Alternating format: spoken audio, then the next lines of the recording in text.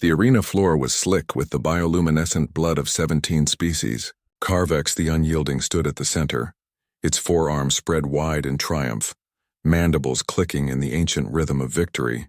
The crowd of 10,000 sentient beings from across the Galactic Council roared their approval from the tiered seats that spiraled upward into the artificial sky.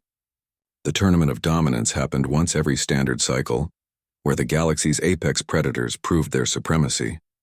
Carvex had never lost. Not once in 47 tournaments. The Yautja Prime, what humans called predators, were bred for this. Hunting was in their genetic code, their culture, their very souls.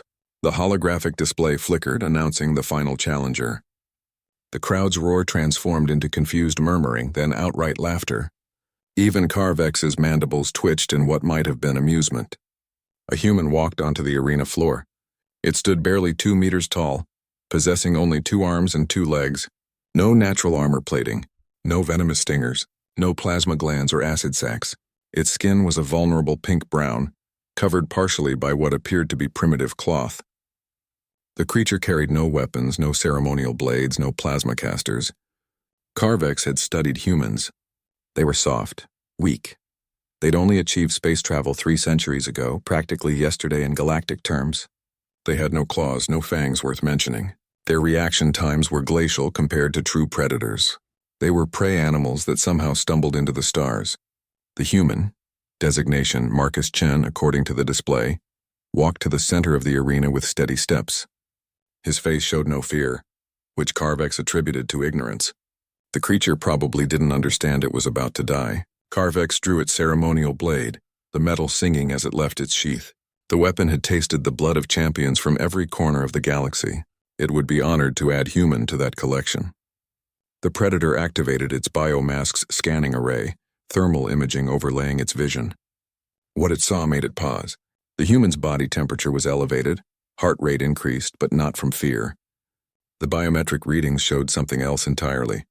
The human's muscles were tensed, yes, but in preparation, not paralysis. The creature's breathing was controlled, measured, deliberate. Carvex had seen that pattern before. In prey that fought back. In cornered animals. In desperation. But this was different. The human smiled. "I need to tell you something," Marcus said, his voice carrying across the silent arena through the translator implants. "About my species. About why we're here." Carvex clicked its mandibles in annoyance but allowed the human to speak. It was traditional to grant final words. "We're not the strongest. We're not the fastest. Hell, we're not even in the top 100. Marcus began walking in a slow circle, his eyes never leaving Carvex. "Do you know what we are? We're persistent." The human stopped, standing perfectly still. 70,000 years ago we left Africa with nothing but stone tools and fire. We didn't have claws, so we made them. We didn't have armor, so we made it. We couldn't run fast, so we didn't. We just kept walking. Carvex's biomask analyzed the statement, cross-referencing with human history files. The data was accurate.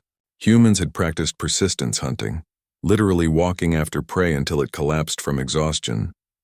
"We chased antelope for 8 hours straight under the burning sun until they died of heat stroke," Marcus continued. "We tracked wounded mammoths for days until they bled out.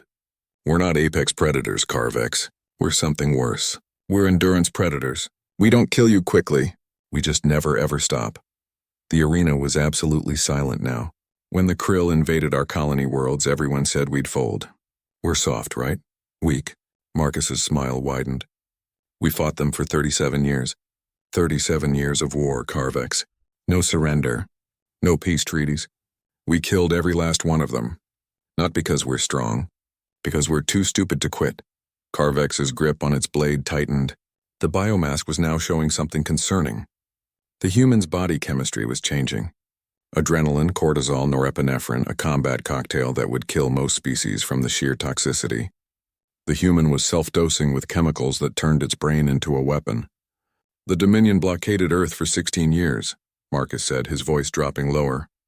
"Tried to starve us out. Do you know what we did? We ate kelp. We ate insects. We ate synthetic paste made from recycled plastics. And then we built a fleet out of our own orbital debris and broke their blockade. We killed them with our garbage, Carvex." The predator's mandibles clicked rapidly, a sign of agitation among its kind.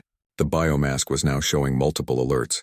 The human's body was breaking down its own muscle tissue for energy, flooding its bloodstream with compounds that would sustain combat far longer than should be possible for such a fragile frame. "You want to know why I'm smiling?" Marcus asked, his eyes gleaming with something ancient and terrible. "Because I've already won. Even if you kill me in the next 30 seconds, you know what happens?" A billion humans watch this broadcast. They see one of us stand in this arena. They see what you are. They see what we are. The human took one step forward, and then they start wondering. Could we hunt you? Could we track your species across the stars? Could we follow you back to your breeding worlds and your sacred hunting grounds? Another step. Could we do to you what we did to the krill? What we did to the Dominion? What we did to every other species that thought we were prey? Carvex's forearms trembled, not from weakness but from instinct. The predator's own hunting instinct, honed across millennia, was screaming a warning. The biomask's analysis was clear now, translating the human's biochemistry into terms Carvex understood. This wasn't prey. This was a predator pretending to be prey. This was something that had evolved to look weak, to seem vulnerable, to appear helpless, right until the moment it wasn't. Humans were ambush predators, persistence predators, pack hunters, tool users. They were every type of predator evolution had ever created, wrapped in soft skin and armed with a brain that refused to accept defeat. Marcus Chen stood 5 meters away now, unarmed, unarmored, and smiling. "So here's my offer, Carvex the Unyielding. You can try to kill me.